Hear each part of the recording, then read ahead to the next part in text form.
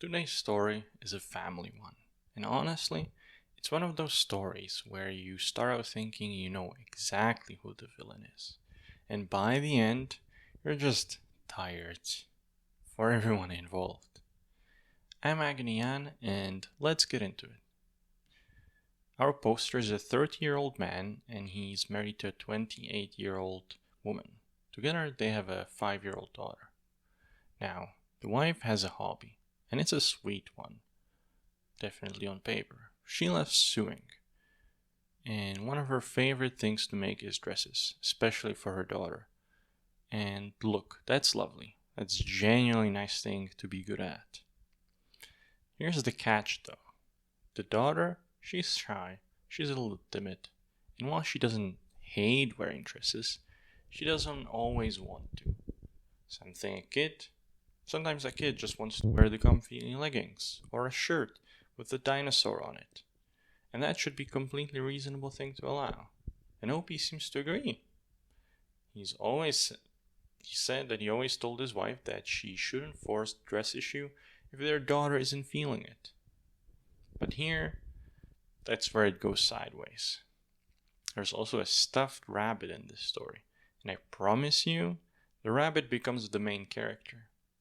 This little girl carries that rabbit basically everywhere. It's her comfort object, her security blanket, the thing she holds on to when the world just feels a bit too much. Keep that rabbit in mind because it's about to get weaponized.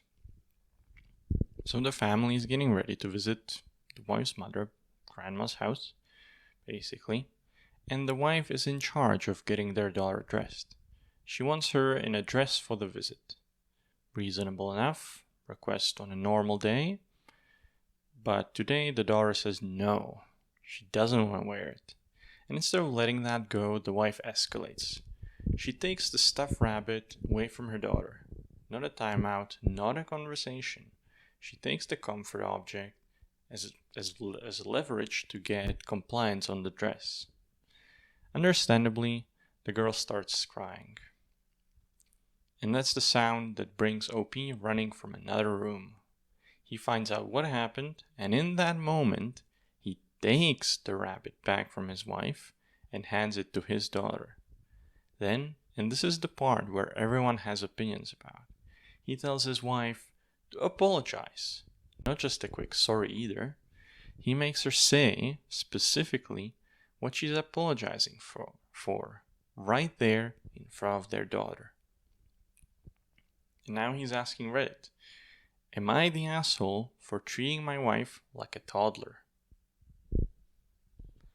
So, how did the internet land on this one?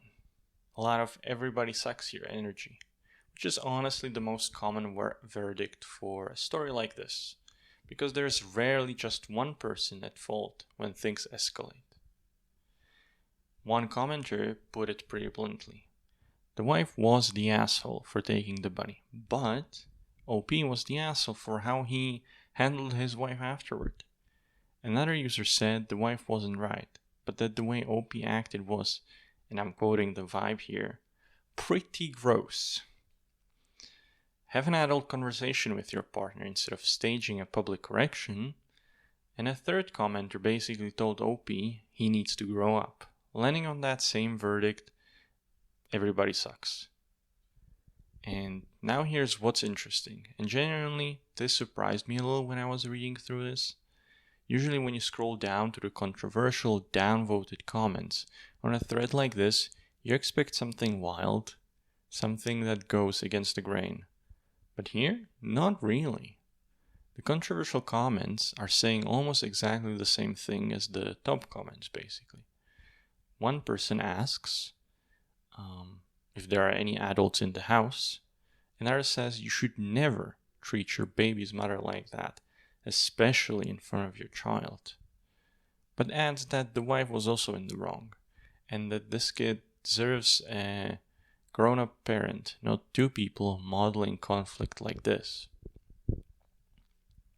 So if you're watching this, and you spotted something in those downvoted comments that actually broke from the pack, let me know in the comments below.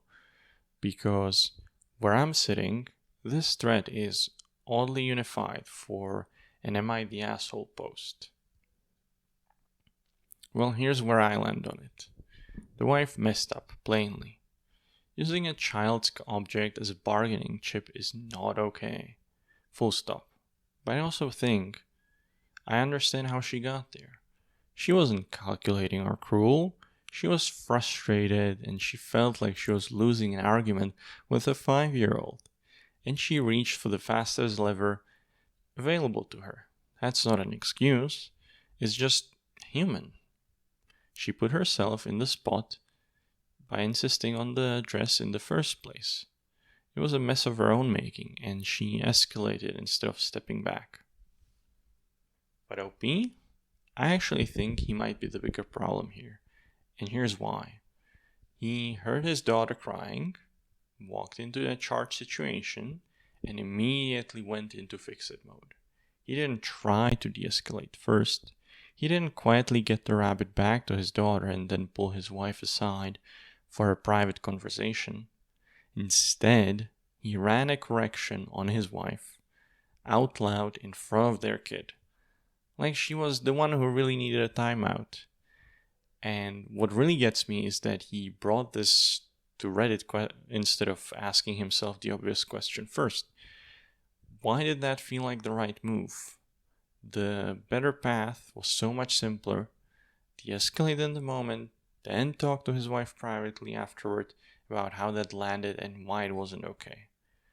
Ask her how she was feeling. Apologize himself for the way he handled it. That's a partnership conversation, not a public reprimand.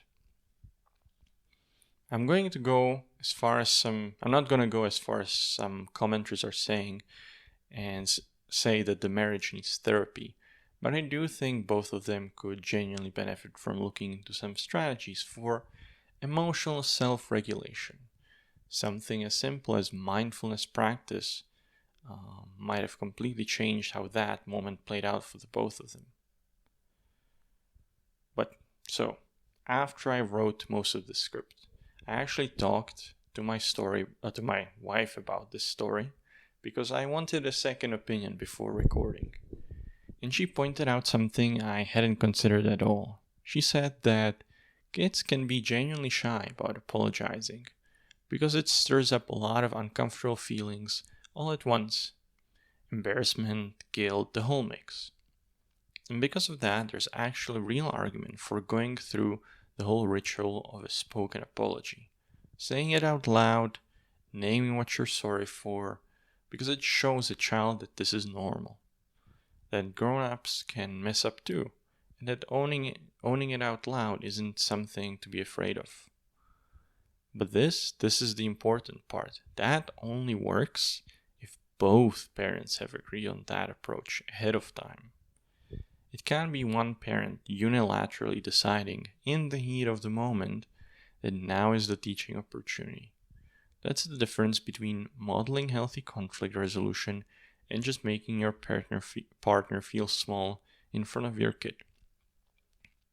And honestly, that reframe made me like this story a lot more because it means the fix here isn't really about who's more wrong. It's about two people who never sat down and agreed on how they want to parent through moments like this. And that's the story.